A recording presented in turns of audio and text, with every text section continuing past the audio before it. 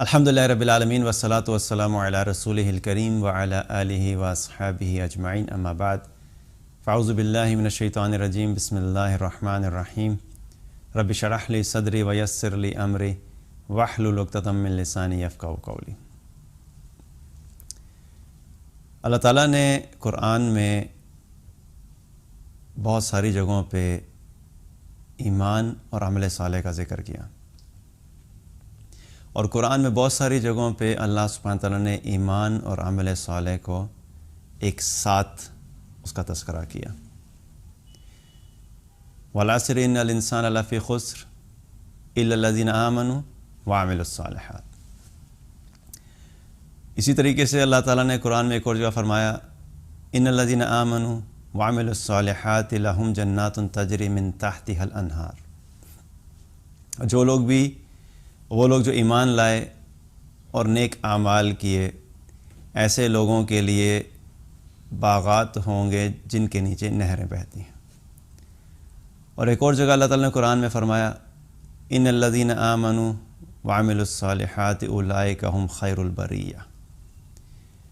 وہ لوگ جو ایمان لائے اور نیک اعمال کیے، یہی وہ لوگ ہیں جو کہ بہترین خلائق ہیں، یعنی مخلوق میں بہترین مخلوق ہیں۔ تو سارا قرآن ایمان اور عمل صالح سے بھرا پڑا ہوا ہے کہ بہت ساری جگہوں پہ اللہ سبحانہ تعالیٰ نے ان دونوں چیزوں کا تذکرہ ایک ساتھ کیا۔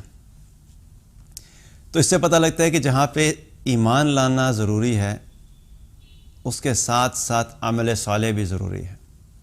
صرف ایمان ہے اور عمل صالح نہیں ہے تو کامیابی نہیں مل سکتی۔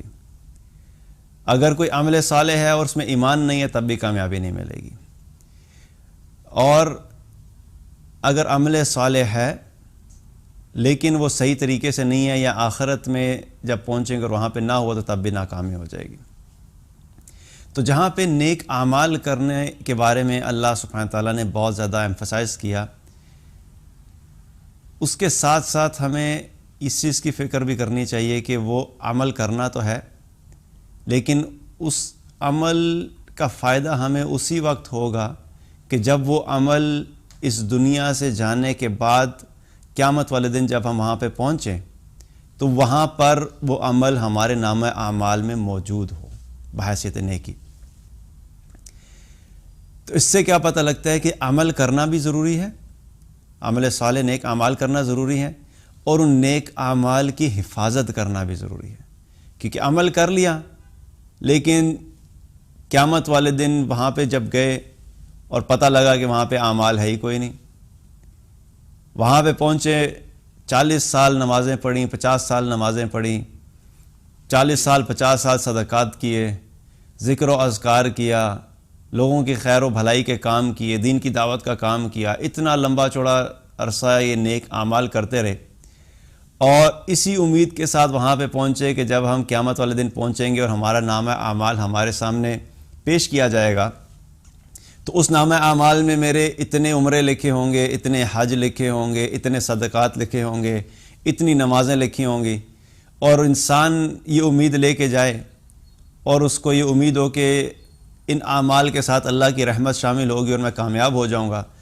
آگے جب وہاں پہ پہنچیں اور جب نامہ اعمال کھلے تو انسان کو پتہ لگے کہ اتنے بڑے بڑے اعمال جو تھے وہ تو وہاں پہ لکھے ہی نہیں ہیں، وہ تو موجود ہی نہیں ہیں۔ اتنی میں نے نمازیں پڑھی تھیں، اس میں تو صرف چند نمازیں لکھی ہوئی ہیں، اتنے میں نے صدقات کیے تھے، صرف تھوڑا سا صدقہ لکھا ہوا ہے۔ تو کیا ہوا کہ اعمال تو بہت سارے کیے تھے لیکن کچھ اعمال ایسے تھے جن کی حفاظت کی تو وہ تو وہاں پہ پہنچ گئے، اور کچھ اعمال ایسے تھے کہ جو یا تو صحیح طریقے سے ہی نہیں کیے تھے، اس لیے پہلی سچویشن ہی ایسی کریٹ ہوگی وہ لکھے ہی نہیں گئے نامہ اعمال میں، یا پھر کچھ ایسے اعمال تھے کہ جو کیے تو تھے اس وقت لیکن بعد میں اپنی زندگی میں کچھ ایسے عمل شروع کر دیے، کچھ ایسی چیزیں کر دی جن کی وجہ سے وہ اعمال ضائع ہو گئے۔ تو جہاں پہ عمل صالح کرنا ضروری ہے وہاں پہ ان کی حفاظت کرنا بھی ضروری ہے۔ شیطان کا ٹارگٹ کیا ہوتا ہے؟ شیطان کا ٹارگٹ یہ ہوتا ہے کہ وہ پہلے تو یہ چاہتا ہے کہ انسان کسی طریقے سے نیکی کی طرف آ ہی نہ سکے. وہ نیکی سے بلاک کرتا رہتا ہے, انسان کو نیکی سے دور کرتا رہتا ہے. وہ مستقل انسان کے اوپر جو ہے وہ حملے کرتا رہتا ہے, اس کے ٹریپس ہوتے ہیں, اس کے وسوسے ہوتے ہیں, تاکہ کسی طریقے سے انسان کو نیک اعمال سے دور رکھے, اللہ کی اطاعت سے دور رکھے.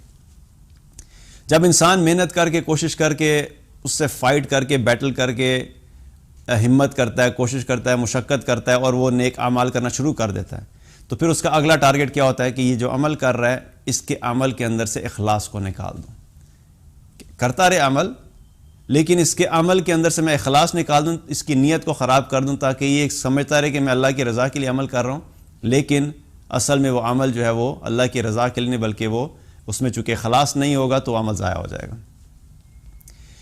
انسان اس کو بھی جب محنت کر لیتا ہے, کسی طریقے سے فائٹ آؤٹ کر کے, بیٹل کر کے, انسان اعمال کے اندر اخلاص کی بھی کوشش کرتا ہے بار بار ریمائنڈ کرا کے, تو اس کا پھر تیسرا ٹارگٹ کیا ہوتا ہے کہ اس نے عمل تو کر لیا, لیکن کسی طریقے سے اس کے اعمال کو ضائع کروا دوں, کہ جب یہ دنیا سے جائے تو اس کے نامہ اعمال میں کوئی اعمال نہیں ہو, یا اگر ہوں بھی تو چند گنے چنے اعمال ہوں, کیونکہ وہ چاہتا تو یہی ہے کہ جو اس نے مشن ٹیک اوور کیا تھا اور جو اس نے اللہ سبحانہ تعالیٰ کو چیلنج کیا تھا کہ میں بنی آدم میں سے زیادہ لوگوں کو جہنم میں لے کے جاؤں گا, تو اس کو اپنے اس ٹارگٹ کو اچیو کرنے کے لیے یہ ساری چیزیں کرنی پڑتی ہیں. تو ہمارے لیے کیا ضروری ہے کہ جہاں پہ عمل صالح کرنے ہیں وہاں پہ ان کی حفاظت کرنا بھی ضروری ہے. اہل علم نے, اللہ تعالیٰ نے جن کو علم دیا, حکمت عطا فرمائی, دانائی عطا فرمائی, انہوں نے اپنے تجربات کی بنیاد کے اوپر کچھ ریکمنڈیشنز دیں کہ انسان کس طریقے سے اپنے عمل صالح کی حفاظت کر سکتا ہے. ان میں سے پہلی چیز کیا فرمائی کہ جب انسان جب بھی عمل کرے تو عمل کرتے ہوئے یہ سوچے کہ اس عمل کی توفیق مجھے صرف اور صرف اللہ کی طرف سے ہوئی ہے. ہر عمل کو کرتے ہوئے یہ ذہن میں ہونا چاہیے کہ اس نیکی کی توفیق مجھے اللہ نے دی ہے, اس میں میرا اپنا کوئی کمال نہیں ہے, میری اپنی کوئی اس میں میری اپنی جو کوشش بے شک اپنی جگہ پہ ہے, لیکن یہ صرف اور صرف اللہ کی توفیق سے ہوا. اللہ نے مجھے توفیق دی اور میں نے یہ عمل کیا. جب انسان کوئی بھی نیک عمل مستقل اس سوچ کے ساتھ کرتا ہے تو کیا کہ اس طریقے سے انسان اپنے اعمال کی حفاظت کر سکتا ہے. نماز پڑھی, نماز پڑھتے ہی انسان اپنے آپ کو یہ ریمائنڈ کرائے کہ اس نماز پڑھنے کی توفیق میرے اپنے پاس نہیں تھی, مجھے اللہ نے توفیق دی. روزہ رکھا, میرے اللہ نے مجھے توفیق دی تھی, میں نے روزہ رکھا. صدقہ دیا, میرے اللہ نے مجھے توفیق دی تھی, میں نے صدقہ کیا. کوئی دین کی بات کہی, میرے اللہ نے مجھے توفیق دی تھی, اس لیے میں یہ بات کر سکا. کوئی بھی نیک عمل کریں تو پہلی چیز اپنے آپ کو ریمائنڈ کیا کرانی ہے کہ یہ اللہ کی توفیق سے ہوا, اس میں میرا اپنا کوئی کمال نہیں ہے. انسان کی بری عادات میں سے ایک یہ بھی عادت ہے کہ انسان ہر چیز جو بھی اچھائی کرتا ہے, جو بھی وہ اپنی لائف میں اچیومنٹس کرتا ہے, اس کی خواہش ہوتی ہے کہ اس ہر چیز کو وہ اپنی طرف منسوب کرنا چاہتا ہے. یعنی میں نے یہ کیا, میری اسٹریٹجی اتنی اچھی تھی اس وجہ سے یہ ہو گیا, میرا بزنس پلان اتنا اچھا تھا اس وجہ سے ہمارا بزنس کامیاب ہو گیا, میری جو ہے سیلز اسٹریٹجیز ڈیل کے لیے اتنی اچھی تھی اس لیے ہم نے ڈیل ون کر دی, میں نے پورے سال کا پلان کیا تھا اور میں نے بڑی محنت کی تھی, میں نے 12 گھنٹے کام کیا تھا, تو میری محنت کے نتیجے مجھے یہ سب حاصل ہوا. تو جب یہ انسان کی فطرت میں سے ہے, اسی چیز کو ہم نے مارنا ہے کہ ہم نے بار بار اپنے آپ کو ریمائنڈ کرانا ہے کہ میں اپنی, چاہے میری دنیا کی کوئی کامیابی ہو اور چاہے کوئی آخرت سے متعلق کوئی نیک عمل ہو, ان دونوں سچویشن میں ہمیں بار بار اپنے آپ کو ریمائنڈ کرانا ہے کہ صرف اللہ کی توفیق سے ہوا ہے اور اللہ کی مدد سے ہوا ہے. اللہ کی مدد, اللہ کی توفیق, اللہ کے حکم کے بغیر میں ایک قدم بھی نہیں اٹھا سکتا. اور یہ وہ چیز ہے جو آج اگر ہم دیکھتے ہیں تو بہت زیادہ کامن ہو گیا کہ انسان ہر چیز کے بارے میں دوسروں کو یہ شو کرنا چاہتا ہے کہ میں چونکہ بہت بڑی چیز ہوں اس لیے میں نے یہ اچیو کر لیا, میں نے یہ حاصل کر لیا, میں نے یہ چیزیں اپنی زندگی میں حاصل کر لیں, اور وہ کانسٹنٹلی اپنے آپ کو بڑا شو کرنا چاہتا ہے. جبکہ اللہ سبحانہ تعالیٰ ہم سے کیا چاہتا ہے کہ میرے بندے غلام کی حیثیت سے زندگی گزاریں, میرے بندے اپنی زندگی میں جو کچھ بھی کریں, جو بھی خیر ان کی زندگی میں ہو, جو بھی ان کو کامیابی حاصل ہو, ہر چیز میں وہ اس چیز کے بارے میں کہیں کہ میرے اللہ کی طرف سے یہ ہوئی ہے. یہاں تک کہ نیکی کی توفیق بھی مجھے میرے اللہ نے دی تھی, اللہ کی توفیق کے بغیر میں یہ نہیں کر سکتا تھا. اور اگر دیکھا جائے تو یہ جب انسان اس مائنڈ سیٹ کے ساتھ لائف گزارتا ہے نا کہ میں نے کیا, ہر چیز میں ایک سیلف سینٹرک اپروچ ہوتی ہے کہ میں یہ کر دیتا ہوں, میں نے یہ کیا, میرے سے ہوا, تو اس میں کیا ہوتا ہے انسان میں عجب آ جاتا ہے, یعنی اپنی تعریف کا جذبہ ہوتا ہے, انسان اپنے آپ کو بڑا سمجھنے لگ جاتا ہے. اور آہستہ آہستہ اگر اس فیلنگ کو کنٹرول نہیں کیا جائے تو انسان کی یہ فیلنگ اس کے اندر تکبر کی شکل لے لیتی ہے. اور جب تکبر آتا ہے تو پھر تکبر انسان کو دنیا میں بھی ہلاکت کا سبب بنتا ہے اور آخرت میں بھی اس کے ہلاکت کا سبب بنتا ہے. اور اس کی کلاسیکل ایگزامپل کیا ہے؟ فرعون کی ایگزامپل. فرعون میں بھی کیا تھا؟ تکبر آ گیا تھا نا, اپنی طاقت کا تکبر, اپنے مال کا تکبر, اپنی اس مائنڈ سیٹ کا تکبر کہ میرے کنٹرول میں ہر چیز ہے, میں جو چاہتا ہوں کرتا ہوں, میں جس کو چاہے قتل کرا دوں, میں جس کو چاہے زندہ چھوڑ دوں, میں جس کو چاہے نکال دوں, میں جس کو چاہے غلام بنا دوں, میں جس کو چاہے آزاد کر دوں. تو یہ جو اپنا تکبر ہوتا ہے کہ میں ہر چیز کر سکتا ہوں, اگر انسان اس کو کنٹرول نہیں کرے تو ایک سٹیج پہ آ کے کیا ہوتا ہے انسان کے لیے دنیا میں بھی ہلاکت کا سبب بنتا ہے اور آخرت میں بھی ہلاکت کا سبب. اور اسی طریقے سے شیطان کا بھی یہی معاملہ تھا. شیطان کو بھی اسی چیز نے ہی جو ہے وہ مردود کروایا, کیونکہ جب اللہ سبحانہ وتعالیٰ نے آدم علیہ السلام کو سجدہ کرنے کا کہا شیطان کو کہ آدم کو سجدہ کرو, تو بجائے اس کے اللہ کا حکم مانتا اس نے کیا کہا؟ انا خیر منہ, میں تو اس سے بہتر ہوں. بھئی سوال کیا جائے تمہیں کس نے بتایا کہ تم اس سے بہتر ہو؟ اور پھر اس نے آگے دلیل کیا پیش کی کہ میں آگ سے بنا ہوں اور یہ مٹی سے بنا ہے. اور یہ بھی پھر بتا کہ تمہیں کس نے بتایا کہ آگ مٹی سے بہتر ہوتی ہے؟ آگ بھی بنانے والا اللہ, مٹی بنانے والا بھی اللہ. تو جس نے دونوں چیزیں بنائی ہیں وہ فیصلہ کرے گا نا کہ آگ بہتر ہے یا مٹی بہتر ہے. اور اس سے کیا فرق پڑتا ہے کہ آگ ہے یا مٹی ہے؟ اصل چیز جو میٹر کرتی ہے وہ تو اللہ کا حکم ہے. اگر اللہ آگ کو بہتر کہہ دے تو ہم کہیں گے جی آگ بہتر ہے, اگر اللہ کہتا ہے جی پانی بہتر تو ہم کہیں پانی بہتر ہے. یہ ہماری ڈیسیژنس تو نہیں ہے کہ کس چیز کو ہم اپنی ذات میں خود فیصلہ کر لیں. تو شیطان نے کیا کیا؟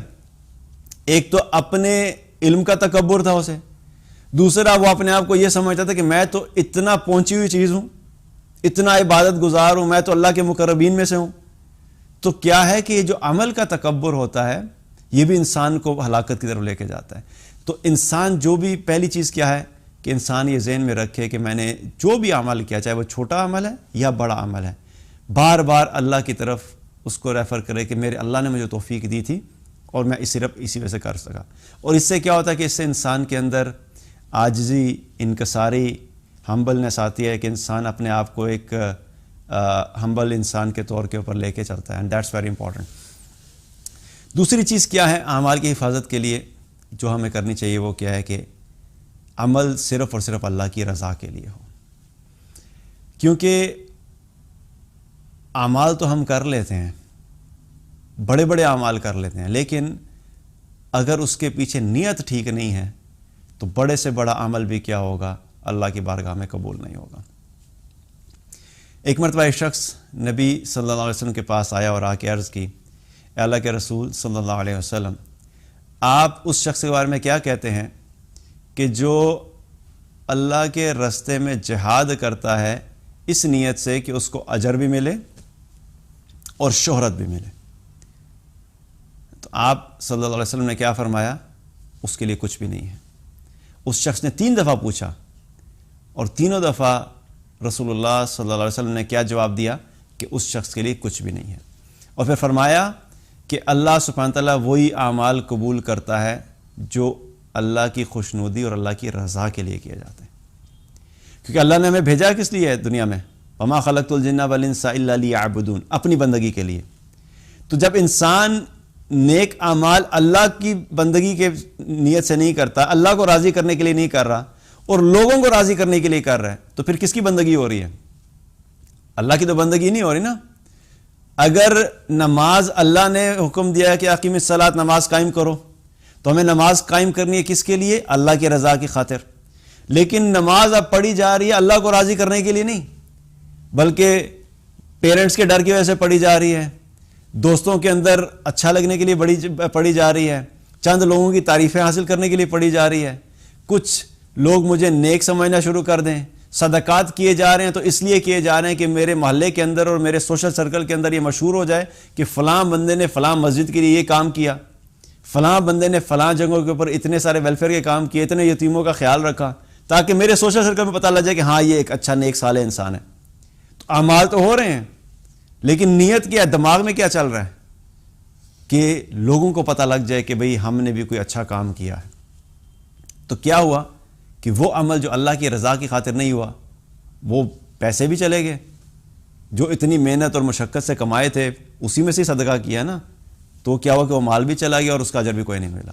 اتنی نیندیں قربان کی فجر پہ اٹھنے کے لیے، رات کو جا کے عشاء پڑھی، سارے دن میں 5 وقت کی نمازیں پڑھی، اتنی محنت کے لیے، صرف نیت کیا تھی کہ محلے والے، دکان والے، خاندان والے، دوست یار کہہ دیں گے بھئی 5 وقت کا نمازی ہے، ماشاءاللہ سے بڑا زبردست انسان ہے، اس نیت کی وجہ سے۔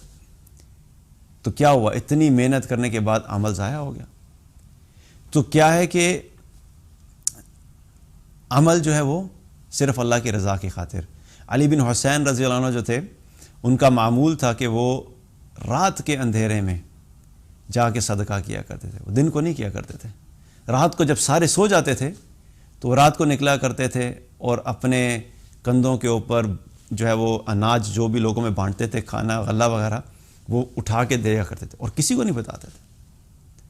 آج ہمارا کیا حال ہے، ایک عمل ہم کرتے ہیں اور ساری جگہ میں نشر کر دیتے ہیں کہ سب کو پتہ لگنا چاہیے ماشاءاللہ سے جی ہم نے یہ عمل کر دیا۔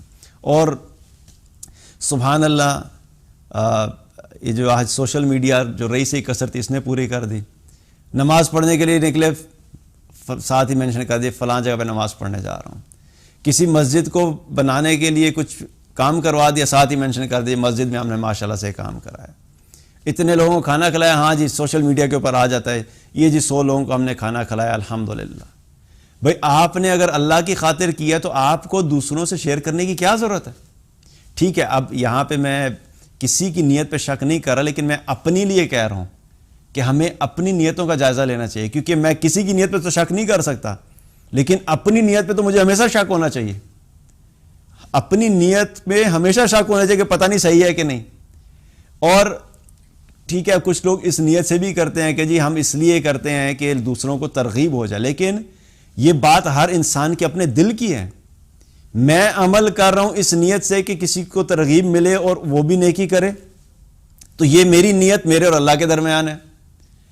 اور میں وہی کام کر رہا ہوں اس نیت سے کہ سوشل میڈیا کے اوپر آ کے پتہ لگے کہ جی تیمور صاحب نے 100 بندوں کو کھانا کھلایا، یا فلاں آرگنائزیشن نے اتنے ہزار لوگوں کے لیے کپڑوں کا ارینجمنٹ کیا، تاکہ ہماری آرگنائزیشن کا یا ہمارے کام کی لوگوں کو پتہ لگے جی ہم بڑا اچھا نیک کام کر رہے ہیں۔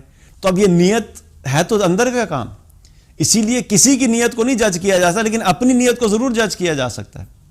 ہمارا پرابلم یہ ہے کہ ہم اپنی نیت کو تو سمجھتے ہیں کہ بالکل خالص ہے، میری نیت میں کوئی جو ہے وہ کمی نہیں ہے اور کوئی ریاکاری نہیں ہے اور کوئی دکھاوا نہیں ہے، لیکن ہمیں باقی ساروں کے اعمال میں دکھاوا نظر آتا ہے۔ تو اس لیے بار بار ہمیں فوکس کیا کرنا ہے اپنے اوپر۔ اور یہ ہوتا ہے، انفارچونیٹلی ہم جس دور سے گزر رہے ہیں اس میں جو سوشل میڈیا کی وجہ سے جو مائنڈ سیٹس چینج ہو رہے ہیں، یہ لائکس کا کانسیپٹ اور فالوورز کا کانسیپٹ اور سبسکرائبرز کا کانسیپٹ، اور یہ ریس لگی ہوئی ہے۔ فالوورز بڑھانے کے لیے لوگ عجیب و غریب حرکتیں کرتے ہیں، ایون دینی اس میں بھی چلتی ہیں چیزیں کہ بھئی ایک کانسٹنٹ ریس چل رہی ہوتی ہے کہ کسی طرح ہمارے فالوورز بڑھ جائیں۔ تو ہم سب کے لیے ریمائنڈر ہے، انکلوڈنگ مائی سیلف، کہ ہمیں اپنی نیتوں کو بار بار جو ہے وہ دیکھنا چاہیے کہ میں نے یہ کام شروع کس لیے کیا تھا۔ یہ کام تو اللہ کی رضا کے لیے شروع کیا تھا کہ اللہ راضی ہو جائے، کچھ لوگوں تک اللہ کے دین کی بات پہنچ جائے، کچھ لوگوں کی زندگیوں میں خیر آ جائے، تاکہ کل قیامت والے دن اگر چند لوگ میری بات پہنچنے کی وجہ سے ہدایت پہ آ جاتے ہیں تو شاید وہی میری نجات کا ذریعہ بن جائیں۔ تو اپنی نیت کو کیا کرنا، بار بار اپنی نیت کا جائزہ لینا کہ میں عمل جو کروں وہ اللہ کی رضا کے لیے کروں۔ اس لیے کوشش یہ کرنی چاہیے کہ ہمارے میجورٹی اعمال، اگر میجورٹی نہیں بھی ہوتے تو چند اعمال تو ہمارے پاس ایسے ہونے چاہیے کہ جو صرف ہمارے اور اللہ کے درمیان ہو، جس کے بارے میں صرف اللہ کو پتہ ہو اور دنیا میں کسی بندے کو نہیں پتہ ہو۔ کچھ اعمال تو ایسے ہونے چاہیے تاکہ ہم اللہ کے سامنے کل جب قیامت والے دن پہنچیں تو امید رکھیں کہ اللہ سبحانہ تعالیٰ کے سامنے کہ اللہ باقی اعمال تو شاید بیچ میں ریاکاری ہوگی، لیکن یہ چند اعمال تو ایسے تھے جس کا میں نے تذکرہ بھی کسی سے نہیں کیا تھا، یہ تو آپ جانتے تھے، صرف میں جانتا تھا۔ تو کیا ہے کہ اپنے آپ کو بار بار ریمائنڈ کرانا، اور یہ جو اپنے اعمال کو چھپا کے کرنے والا جو کانسیپٹ ہے نا، یہ کس لیے ضروری ہے؟ دیکھیں انسانی فطرت ہے کہ انسان جب کانسٹنٹلی جو ہے ایک چیز کرتا رہتا ہے نا تو وہ اس کی ہیبٹ بن جاتی ہے، پھر اس کو پتہ بھی نہیں لگتا کہ وہ کیا کر رہا ہے۔ اگر آپ اپنی ہر چیز شیئر کرنا شروع کر دیتے ہیں، اپنا ہر عمل لوگوں کے ساتھ، چاہے بندہ شروع میں یہی کہتے ہیں جی میری نیت تو صاف تھی، جی میں تو اس لیے شیئر کرتا ہوں کہ لوگ جو ہے وہ میرے عمل کو دیکھ کے لوگوں کے اندر عمل کا جذبہ پیدا ہو سکتا ہے آپ کی نیت بالکل ٹھیک ہو، لیکن اگر آپ مستقل یہی کرتے رہیں گے تو ایک سٹیج پہ کیا ہوگا کہ انسان کا دھیان اللہ سے ہٹ جائے گا۔ اور ہمیں کرنا کیا ہے؟ اس کے اپوزٹ کرنا ہے۔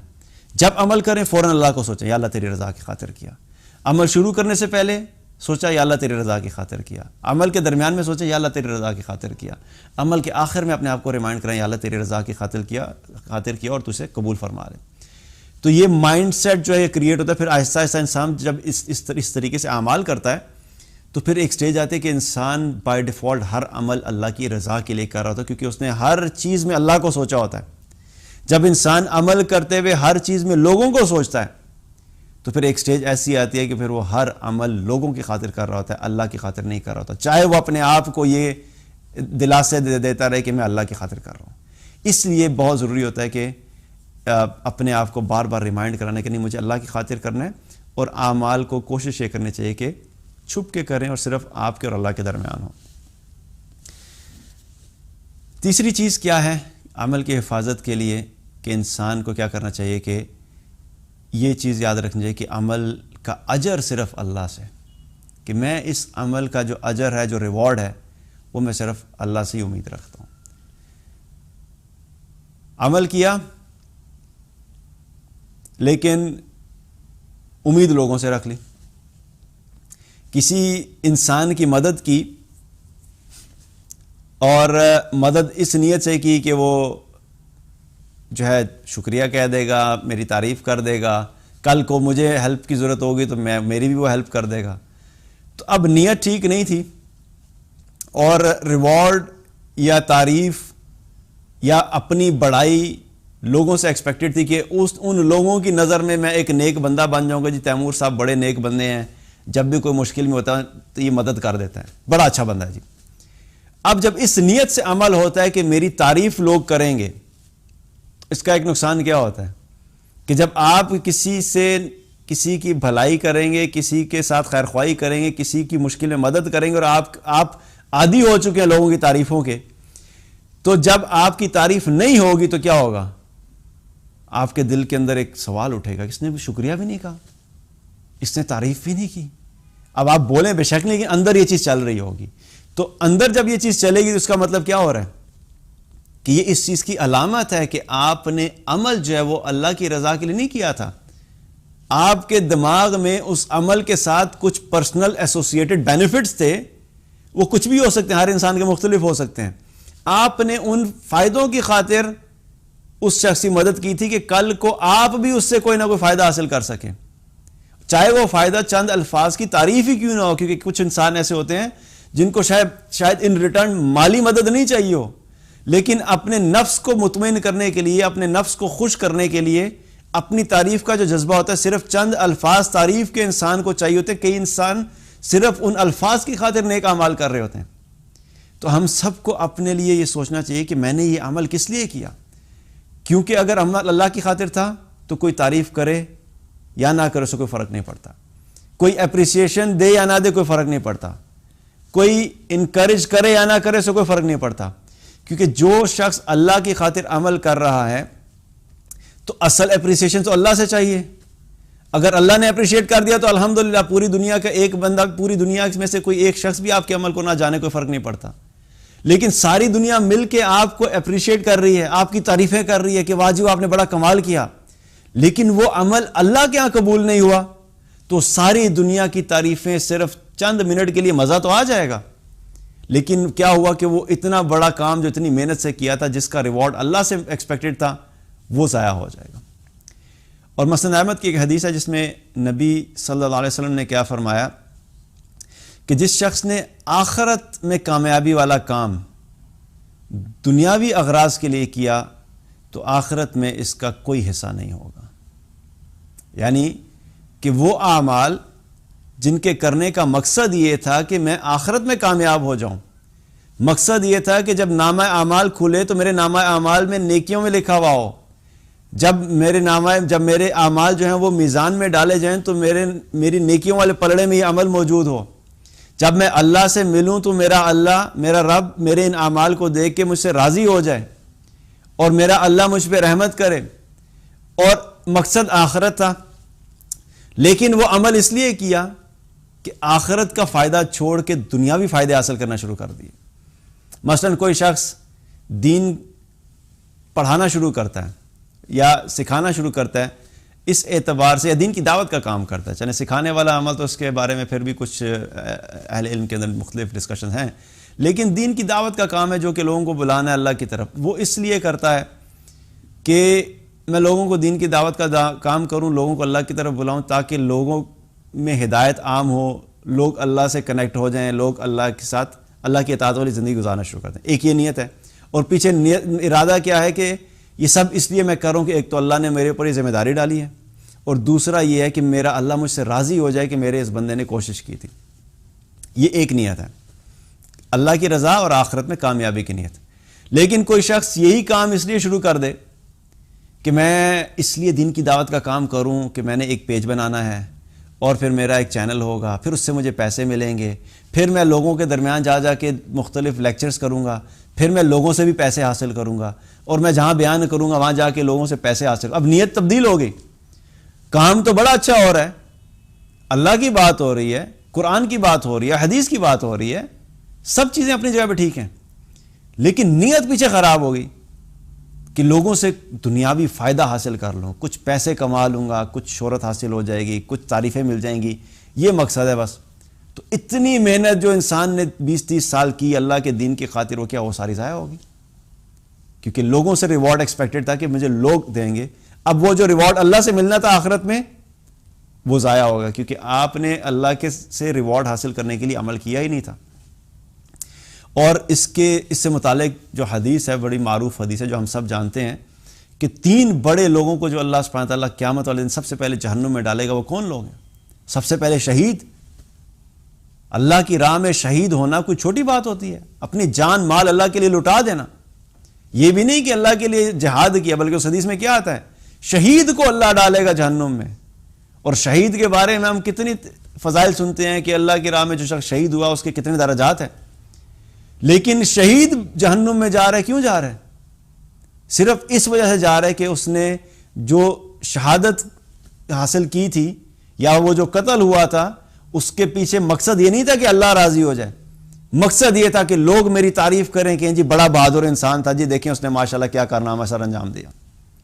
لوگوں کی تعریفوں کے لیے شہادت جیسا عظیم عمل بھی کیا ہے، نہ صرف اللہ کی بارگاہ میں قبول نہیں ہو رہا، بلکہ اللہ سبحانہ تعالیٰ شہید کے بارے میں کہیں گے فرشتوں کو کہ اس کے اٹھا کے اوندے منہ اس کو جہنم میں ڈال دو. دوسرا شخص اس حدیث میں کون ہے؟